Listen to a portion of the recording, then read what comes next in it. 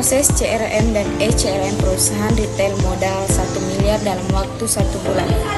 Perusahaan retail seperti Mr. D biasanya menjalankan proses CRM dan ECRM secara terstruktur dalam satu periode kerja, misalnya 1 bulan, di mana pada minggu pertama perusahaan memulai dari pengumpulan dan integrasi data pelanggan, yaitu data transaksi dari sistem POS, di mana riwayat belanja pelanggan dan data dari platform online seperti website dan marketplace. Data-data tersebut kemudian dibersihkan untuk menghindari duplikasi dan memudahkan proses segmentasi. Kemudian pada minggu kedua, perusahaan mulai melakukan segmentasi pelanggan. Misalnya memisahkan antara pelanggan loyal, pelanggan tidak aktif, dan pelanggan baru, di mana dengan segmentasi yang tepat, perusahaan dapat mengirimkan kampanye pemasaran yang lebih personal. Kemudian selanjutnya, pada minggu ketiga, perusahaan mulai menjalankan kampanye ECRM berbasis email, push notification, WhatsApp, atau SMS seperti pengingat keranjang belanja, di mana penawaran diskon khususnya dan rekomendasi produk. Pada minggu keempat, perusahaan melakukan evaluasi terhadap hasil kampanye, menganalisis data performa seperti tingkat pembukaan email, tingkat klik, dan peningkatan penjualan. Hasil evaluasi menjadi dasar untuk menyempurnakan strategi CRM di bulan berikutnya. Kedua, kelebihan dan kekurangan ECRM yang diterapkan. Penerapan ECRM ini memiliki sejumlah kelebihan yang sangat membantu perusahaan retail. Kelebihan yang paling menonjol adalah kemampuan sistem untuk melakukan otomatisasi komunikasi sehingga perusahaan dapat menjangkau pelanggan dalam jumlah besar dengan pesan yang lebih personal. ECRM ini juga memudahkan perusahaan dalam memonitor performa kampanye secara real time, membuat laporan digital, dan mengukur dampak terhadap penjualan. Selain itu, ECRM juga ini sangat hemat biaya dibandingkan pemasaran tradisional karena sebagian besar ini dilakukan secara digital, namun terdapat beberapa kekurangan. Salah satunya adalah ketergantungan pada kualitas data pelanggan. Jika data tidak akurat, maka kampanye menjadi tidak efektif. Selain itu, pelanggan bisa merasa terganggu apabila perusahaan ini terlalu sering mengirimkan pesan promosi, dan tantangan lainnya itu adalah isu privasi data pelanggan karena penyimpanan data digital membutuhkan pengamanan yang ekstra dan harus mengikuti peraturan perlindungan data. Yang ketiga, proses CRM dan ECRM dari dulu hingga sekarang.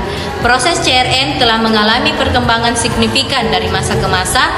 Pada awalnya, manajemen hubungan pelanggan itu dilakukan secara manual melalui pencatatan buku, kartu pelanggan, atau program kupon fisik. Komunikasi dengan pelanggan dilakukan secara langsung di toko tanpa bantuan teknologi digital. Nah, memasuki era digital, CRM ini mulai beralih menjadi sistem terkomputerisasi yang diintegrasikan dengan POS, sehingga perusahaan ini dapat menyimpan data transaksi pelanggan secara otomatis.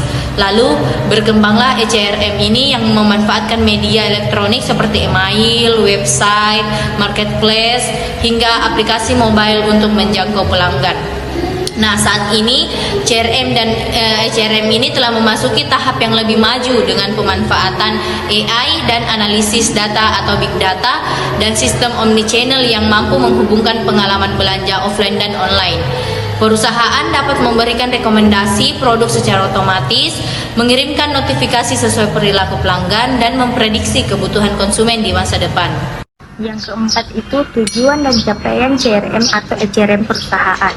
CRM dan ECRM diterapkan oleh perusahaan retail dengan tujuan utama untuk mempertahankan pelanggan dengan meningkatkan nilai jangka panjang pelanggan atau customer lifetime value. Perusahaan ingin menciptakan hubungan jangka panjang dengan pelanggan melalui komunikasi berkelanjutan dan relevan. Selain itu, tujuan lainnya yaitu meningkatkan efektivitas promosi, mempermudah proses pelayanan pelanggan, dan mendapatkan inti yang akurat mengenai preferensi pelanggan.